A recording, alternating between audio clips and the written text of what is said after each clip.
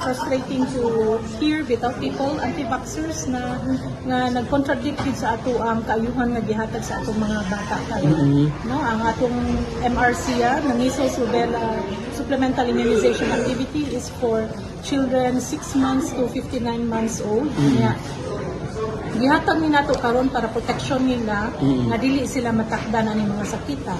No, kay kabalo na gyud ta nga kini mga sakita mo bitayan na gyud pinaagi sa bakuna. Unfortunately, despite our efforts, no, 1 month, 2 months prior pa gyud nagsuroy na gyud ta, nagsulti na ang ato ang mga atong mayor si Kong nga nisuporta gyud sa baong kalihukan.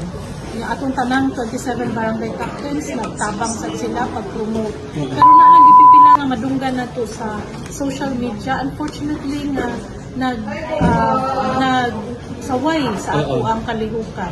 Anya naa sa tay nagtuo-tuo nga mga nanay nalimtan nila nga kining mga bakuna nga gihatag nato karon measles, rubella vaccines, appeal ni siya sa routine immunizations nga nadawat nila sa health centers. So, in fact, nakadawat na ilang mga anak. Suddenly, ilang ang i-refuse ka karon. So, amo lang yung hangyo, palihog lang yun, maminaw rata sa mga eksperto, ani nga mga butang, ato ang mga medical doctors, nurses, trained ni sila tanan, nurses, midwives, no? Even the barangay health workers na trained din na sila. Sila lang yun atong paminawon. No, kay kita nagsubay gyud ta sa giya nga gihatag sa Department of Health para sa ato ang implementation sa MRC ang campaign. So akong hangyo dili ta maminaw ana nila. Maminaw lang sa ato ang mga eksperto nga naa sa health centers.